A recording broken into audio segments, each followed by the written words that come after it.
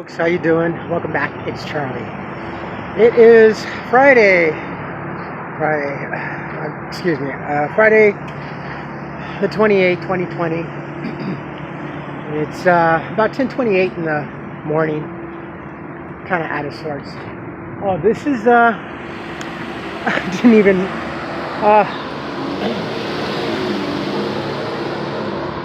forgive me, I shall explain in a bit. This is St. Elizabeth of Hungary Catholic Church. It's a very, very beautiful church. Of course, even more beautiful on the inside. This is where my firstborn son was baptized many moons ago. Actually, I need to cross over here.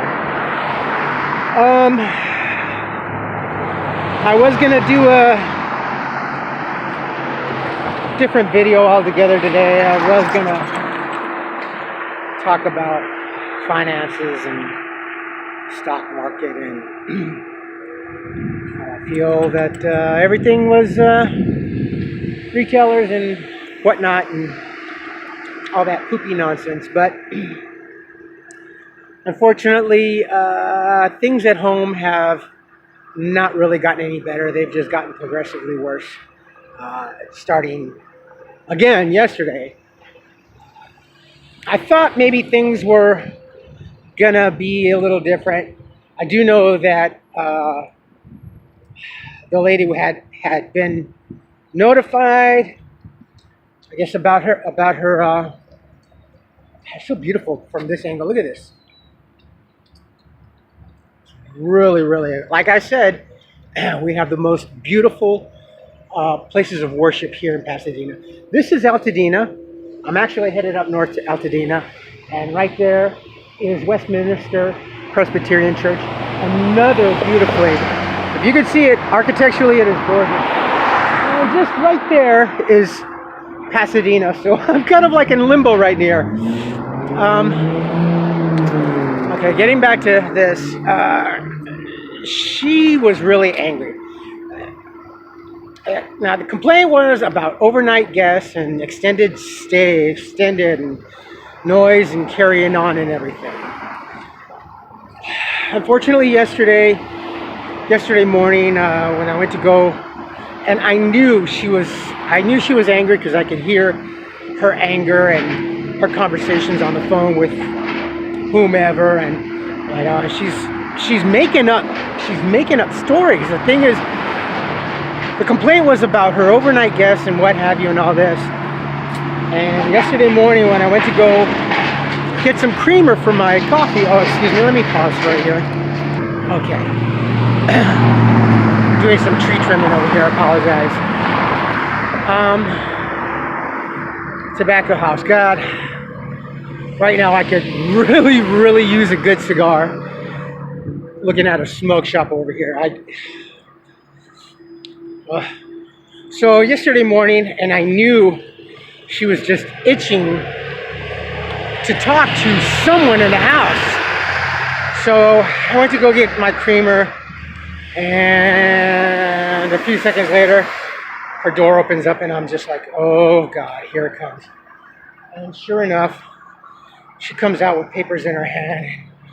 You know, I want to talk to you about this and this. And I'm like, oh Lord.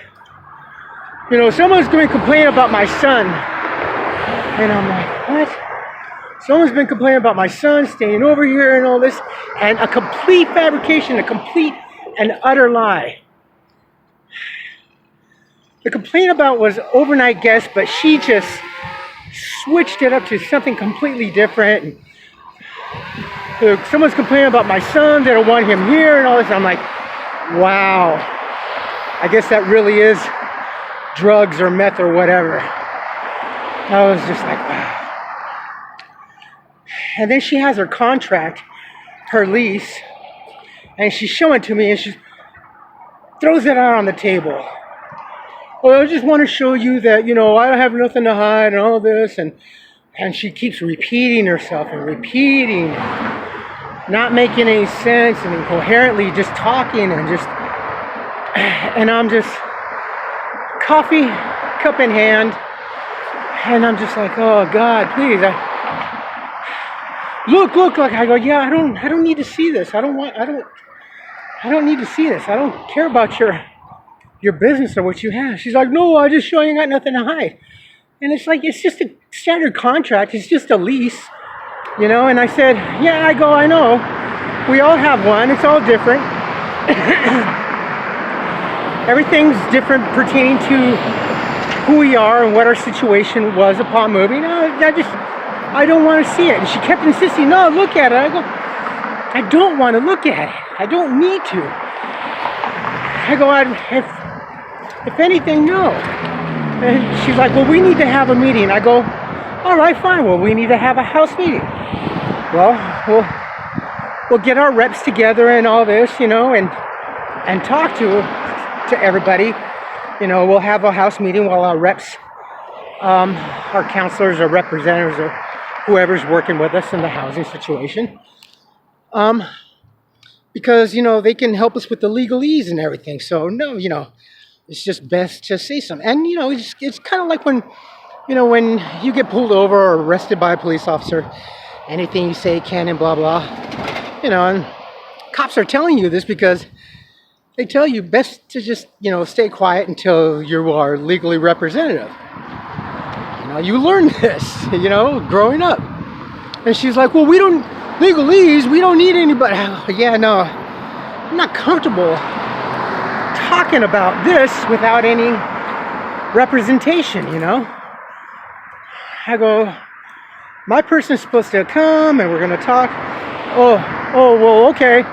Well, my gal's supposed to show up too. And I'm like, and the way she said it, I'm like, yeah, now you're lying again. And she kept insisting, and it started on whatever. And she's just going off and on, pacing back and forth. Finally get to my room, and I could hear her very angry and just going off and defending herself and talking to people on the phone saying, someone's complaining about my son and all this. Again, complete fabrications. So, that was yesterday.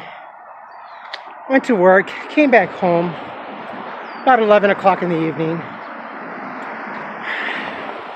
When I had left for work, it was kind of cloudy yesterday. It was beautiful, kind of like today. Well, actually, a lot more beautiful. But then in the afternoon, it got a little overcast and started to get a little cool. And she just had the air conditioner on. And I get home, and it was pretty cold last night.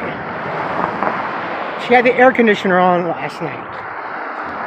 And I'm freezing, so I'm cranking up my space heater. You know, I went to bed, had actually sleep with my hoodie on last night because it was really cold. And I know that turn the thermostat, but the thermostat is in her room, so, and I am not about to talk to her and tell her, you know, can you turn it down? Because she's very, at this point, you know, I'm figuring she's really, really angry. And everything right now with her anger and being directed, and she's directing it at me because, and I shall tell you this, and I have not spoken about this, but I know she's very, very prejudiced. I've heard her on the phone. Well, actually, there was one time when I was switching channels and I paused on the channel and there was the Spanish station on. And I can hear her from her room going, blah, blah, blah, blah, blah, yeah, whatever. Turn that Mexican off, just play your game. And I've told her the walls in here are very, very thin. And she said that. I'm like, okay, wow, that was kind of uncalled for. But she didn't say it to me, she just said it out loud because she can hear this. So I turned that TV down, almost down to a minimum. And left it on there as a distraction. This was in the past. And then, like about a month ago, this lady really talks very loud, unfortunately. And I don't think she realizes how much her voice carries on. You know, I think she's one of these people that talk, you know, with a speakerphone or whatever, and talks at a arm's length or whatever, but she speaks very loudly. And I could hear her talking to someone. She goes, "Oh, well, you're not with those Latinos, are you? Because if you are, then you can't come over." And I'm like, wow, she's really prejudiced. She's racist, you know. And I didn't really realize that. So I'm like, okay, well, yeah, I'm definitely going to be walking on eggshells from now on. Now that I, had that epiphany there. So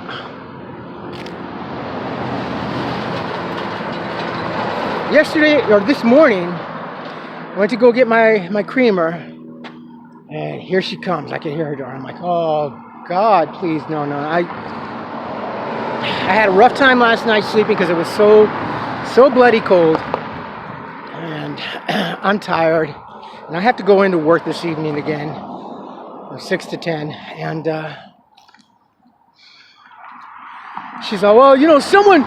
She's still stewing on this, still defending herself. I don't have anybody over, and this is supposed to be sober living and all this, and going off, and then going on the sober. But I know when I came in here, I know everybody's doing their own thing or whatever. So I said, just F it, and I'm just joining the party. I'm like, whoa. And don't include me in that. I'm sober. Oh, you are now? I'm like, no. I can go take a pee test right now, or blood, or take a lie detector test. Well, why a lie detector test when a drug test? I go, okay, well, if you will, then that's fine.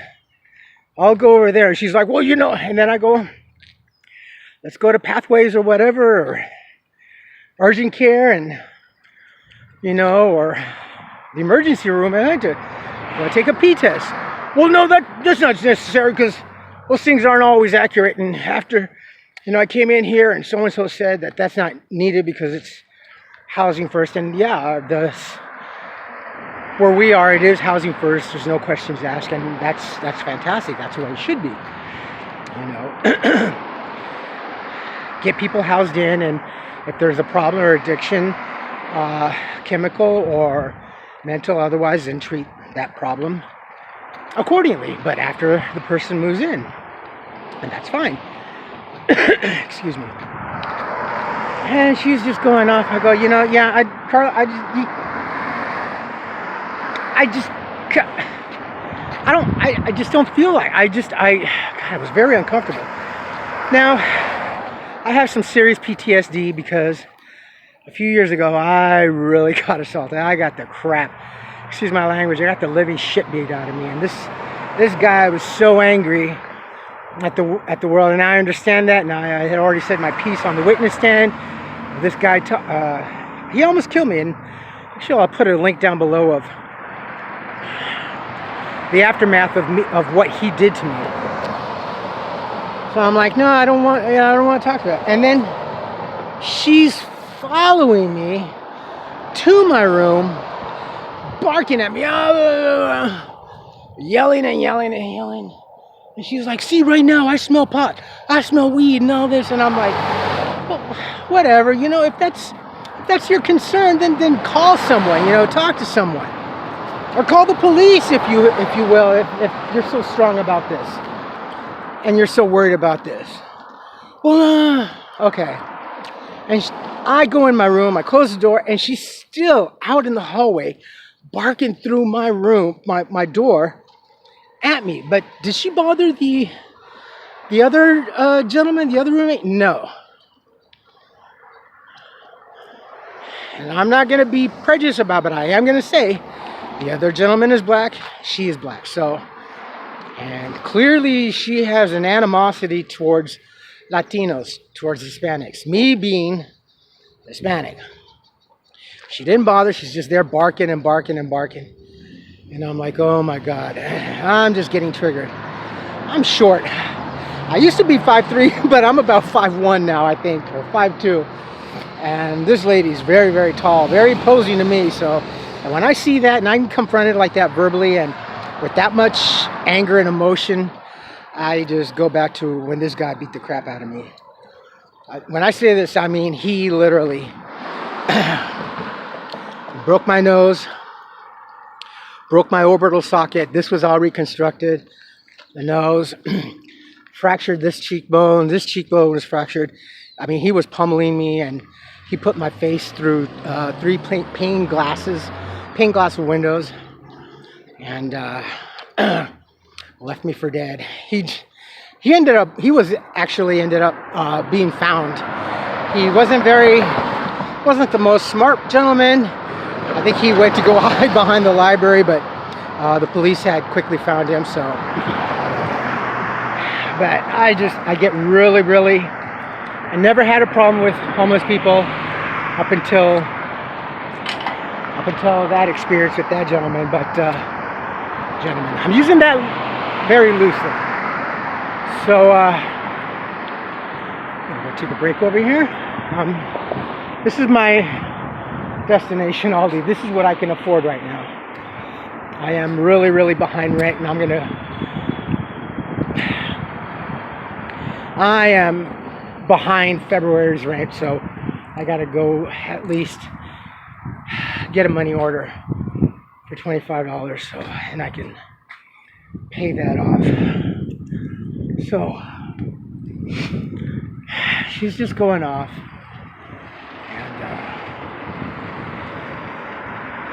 and everything.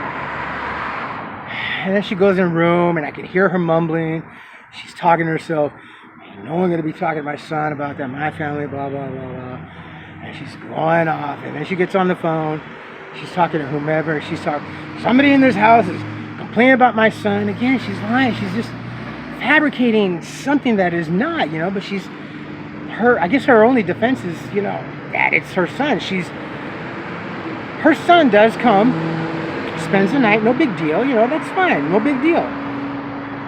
Never stayed an extended time, it's usually an overnight. And I've talked to the gentleman, pleasant young man, okay, this is my son, hi, I'm Charlie,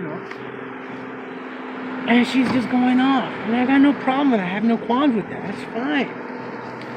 But the carrying on that she had done and what she's saying are 2 complete different things, She's just fabricating this story. And I'm like, oh my God, I can't live like this, This has been an ongoing thing now for weeks. And this anger that's directed, and it's totally directed at me. Because she's, I'm going to say now, she's just a racist lady.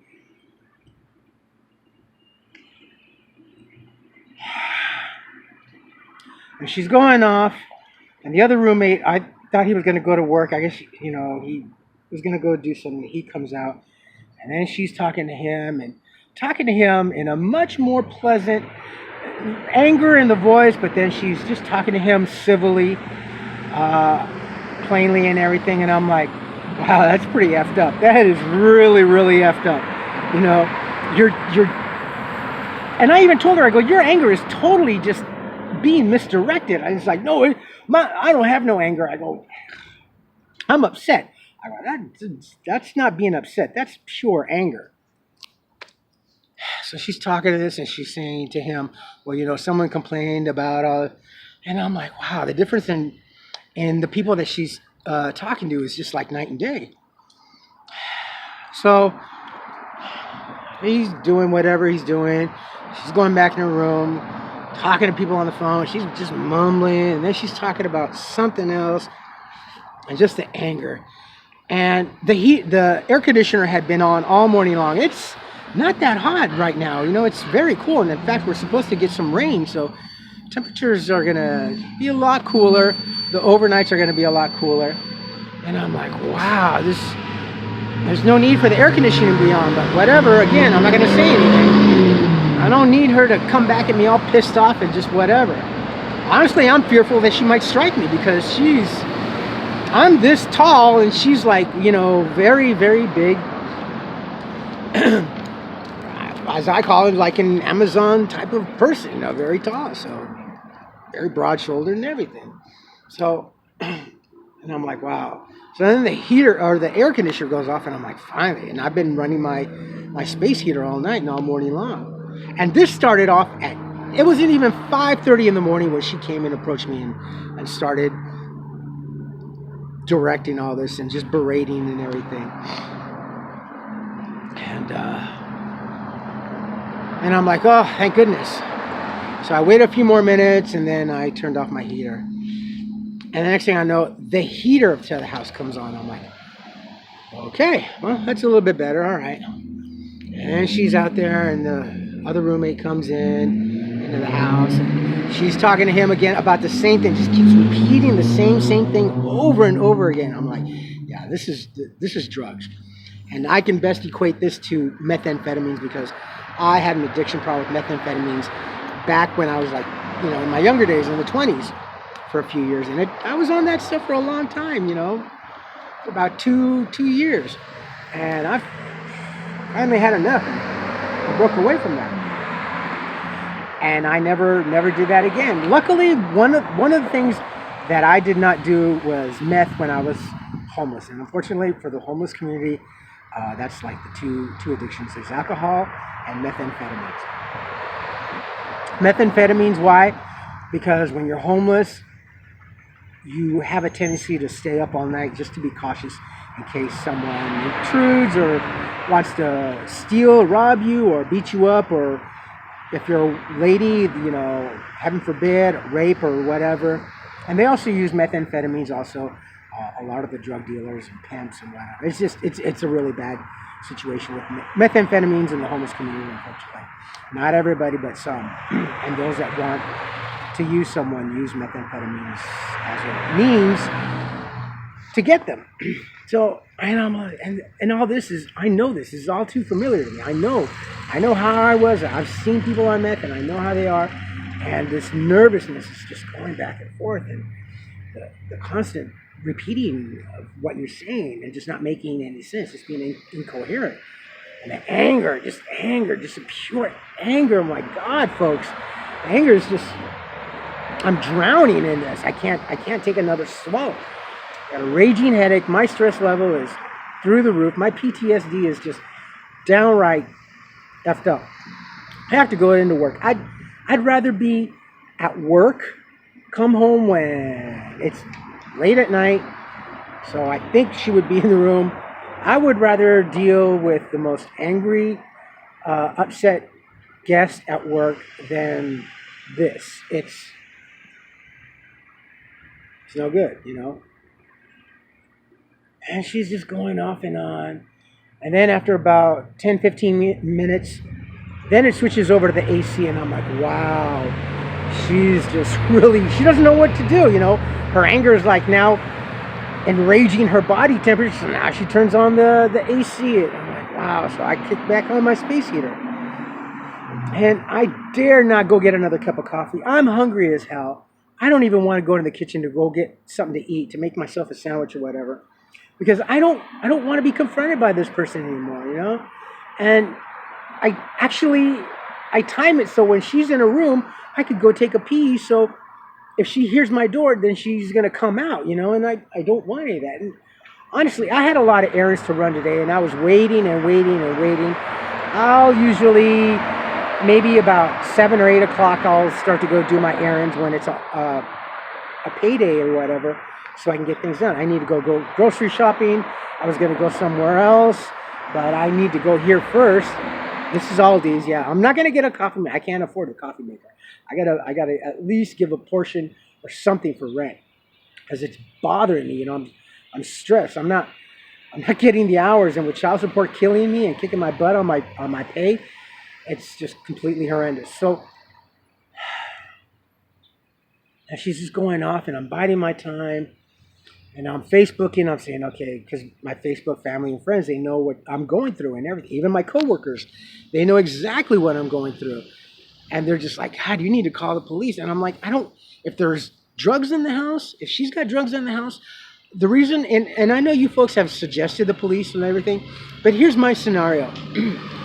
The situation is, if I do call, especially at night, the problem with having drugs in your home, or they find drugs or whatever, there's that seizure of property as evidence. So they'll most likely would kick everybody out or people out and confiscate the house and retain as evidence until they go through the household with a fine-tooth comb. I don't care about that, but if they do find drugs, and if they find drugs in her property or whatever, then the house is going to be seized, and there'll be no other chance of some other homeless person being able to utilize this service, this benefit. So, and I'm trying to absorb this and all this, and I don't want this. So,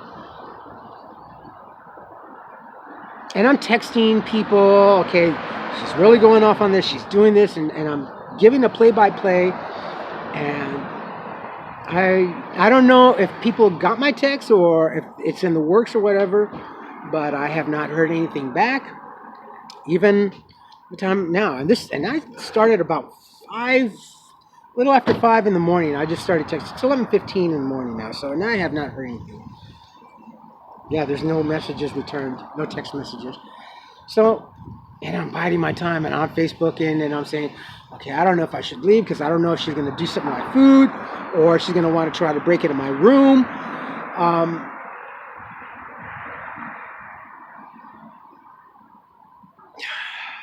So finally, I'm just like, no, I got to get this. I got to go get some food. I got to go get some groceries. I got to go at least get the money order so I can make a partial payment for rent. It's really, really stressing me. Everything is just stressing me now. And she's just, I'm definitely, if I had a vehicle, I would just sell everything off right now and just take my clothing and whatever and just stow it in my car if I had a car and had a driver's license. I would just rather, preferably right at this very second, be homeless out on the street, because this is much easier to defend myself. I have my friends out on the streets and everything. I actually even had a Facebook friend that said, hey, do you want me to keep her in check? I said, no, please don't. I love you, but thank you for the offer. There's people that actually would want to teach her a lesson because this lady is just, wow. So I'm telling no. And I'm getting some advice from people at work. I mean, everybody knows what's going on. And I'm just saying, no, just hold on, just wait. Charlie, you shouldn't be going through this. I go, I know, but I'm going to be patient about this.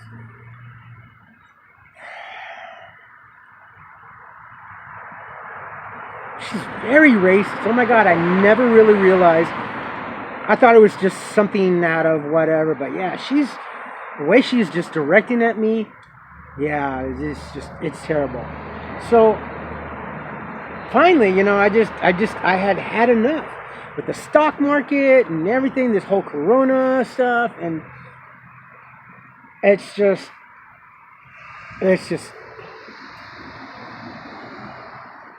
I got a really bad headache. I took 2 Advil. I don't like Naproxen. Naproxen doesn't really do anything. One of my friends gave me some Naproxen. I use Motrin. Motrin works a lot better, especially for my body aches, my knees and everything, and my back. But I'm gonna try and see if I can't get some Motrin. The Naproxen it doesn't do anything. I have to take at least 800 milligrams of that, and the Naproxen is just too dangerous. I'd rather have 200 or 400 milligrams of Motrin. It works for me. And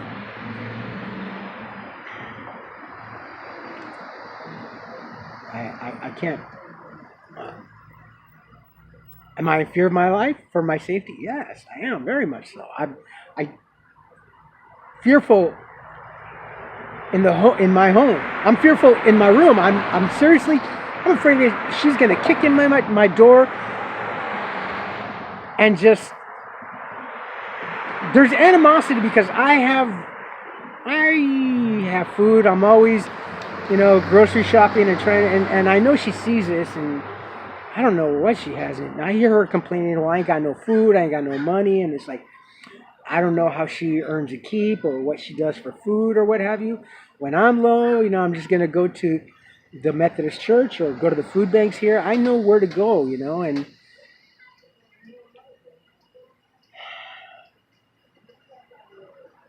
I'm so stressed. I'm really, really stressed. And I know everybody's saying, you shouldn't have to live like this. I know, but I don't know what else to do, If this happens one more time, if she does come at me, I'm just going to call the police and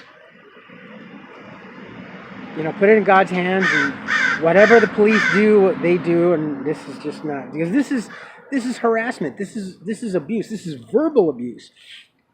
And I don't need this. I don't need this. I've been doing my best, trying my hardest to stay sober, and right now, I'm not gonna lie to you. Right now, I could go across the street to the liquor store and go get a can of Hurricane, call in work, call in sick, and just say, fuck it, and just start drinking. After it's payday, I could just get the drunken shit stupor right now and just fall off the freaking wagon.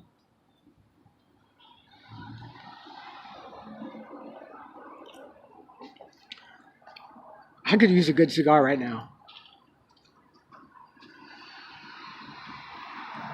Al Capone's, that's my cigarillos, Al Capone's. Last time I bought a pack of Al Capone's was maybe 4 years ago. That was like $6. I think the last time I had curiously stopped into one of the tobacco shops here in Pasadena, and I think they were like $10, $11. I'm like, oh yeah, I ain't gonna pay that much money for a cigar. That's almost like $1.50, $1.70 each cigarillo, the tiny one.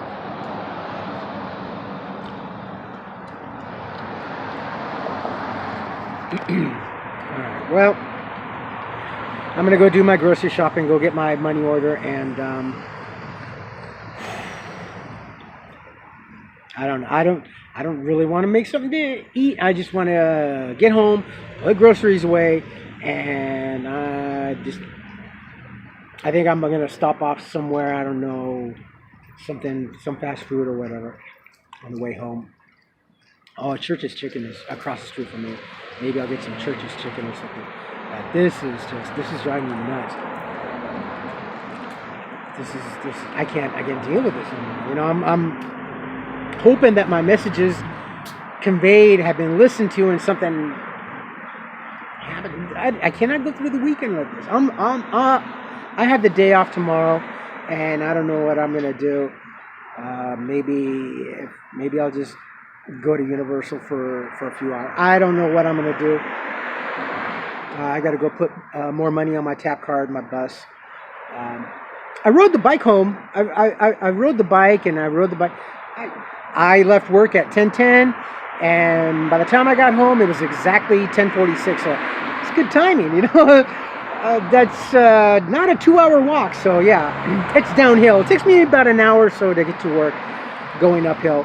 And I'll tell you, these wobbly legs. I have not been on a bicycle since April of last year, when I flew off the bike and broke my kneecap. So yeah, I was really nervous and shaky. And like I said yesterday, going to the police station to get the bike registered, I was kind of nervous. I'm looking all over, and I was very unsure of myself. But riding home last night was